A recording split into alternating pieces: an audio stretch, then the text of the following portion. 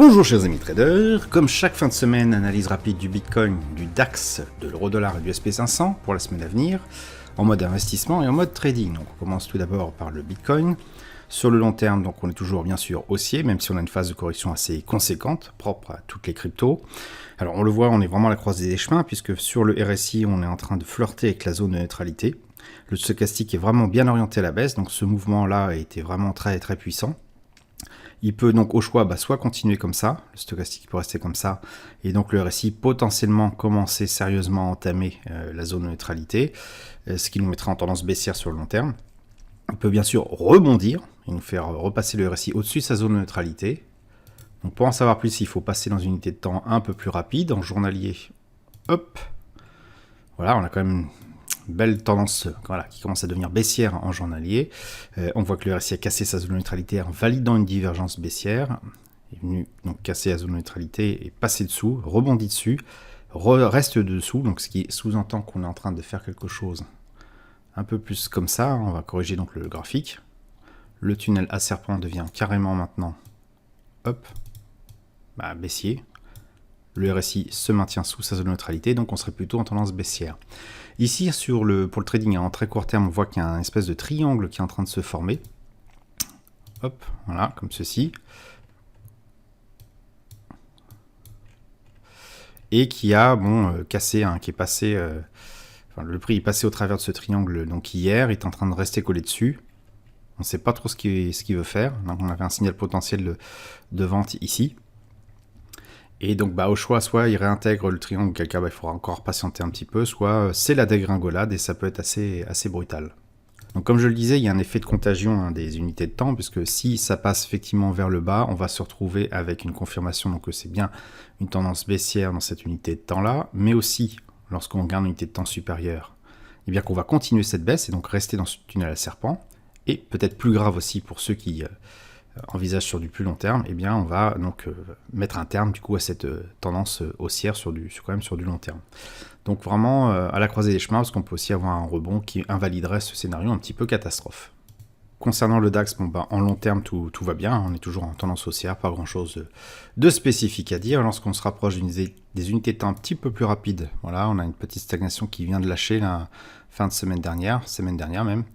Donc intéressant de continuer à trader sur peut-être un peu plus court terme, parce qu'on est vraiment sur des plus hauts absolus, et de voir si on a des points d'entrée potentiels en H1, et il y en a eu quelques-uns. Donc on a eu ici à chaque fois finalement que le RSI touche sa zone neutralité et que le stochastique se retourne, on a potentiellement quelques points à reprendre.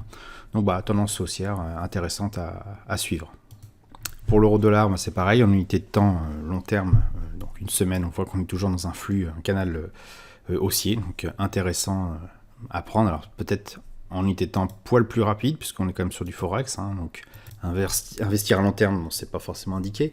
On voit également qu'on est dans un flux, un trend haussier. Le canal est toujours respecté pour l'instant, le RSI se maintient au-dessus de sa zone de neutralité, donc tout va bien.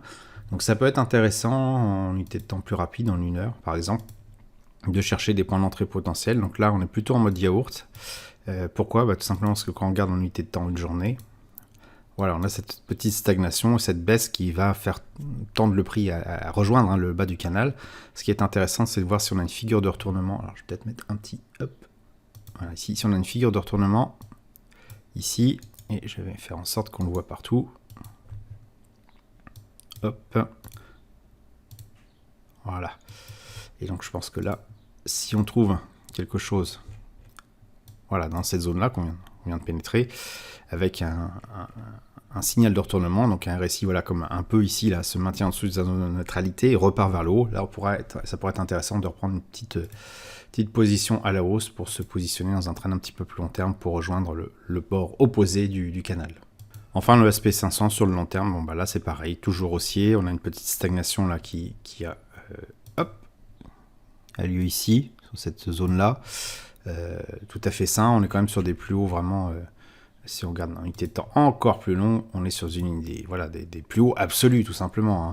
On n'est pas encore en hyper climax run, en explosion de bulles, mais on est quand même extrêmement perché Donc c'est tout à fait sain, je dirais, que sur une base d'une semaine, on ait une petite stagnation tout de suite. On pourrait même avoir une correction un peu comme ça pour pouvoir repartir après, sauf que là, c'était pas une correction, c'était lié au Covid.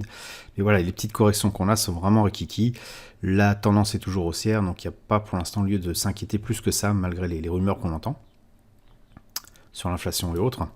On voit là qu'on a atteint quand même un plafond. Donc soit ça repart vers le bas, donc ce qui pour moi serait une saine correction, puis ça rebondit vers le haut, donc là il va falloir attendre. Pour l'instant on n'en est pas du tout là, on est toujours à un récit au-dessus de sa zone de neutralité, le stochastique fait à peu près la même chose avec quelques petites incursions effectivement en dessous de la zone de neutralité, mais bon pour l'instant on reste haussier.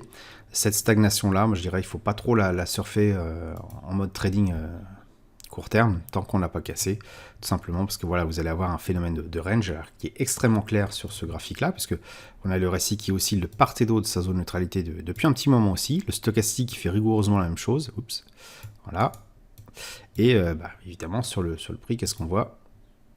La même chose, voilà. Donc tant qu'on n'est pas sorti là-dedans, alors on peut aussi bien sûr prendre les ranges, laisser jouer un petit peu la bataille ping-pong de part et autre du canal, surtout qu'il est relativement assez haut, mais en termes de tendance long terme ou de trend swing trading, c'est pas du tout le moment de prendre position. Voilà, j'espère que vous avez apprécié cette vidéo, si c'est le cas, n'hésitez pas à mettre un pouce pour m'encourager à continuer. Abonnez-vous à la chaîne YouTube pour ne rater aucune nouvelle publication, je vous dis merci, à bientôt sur le blog.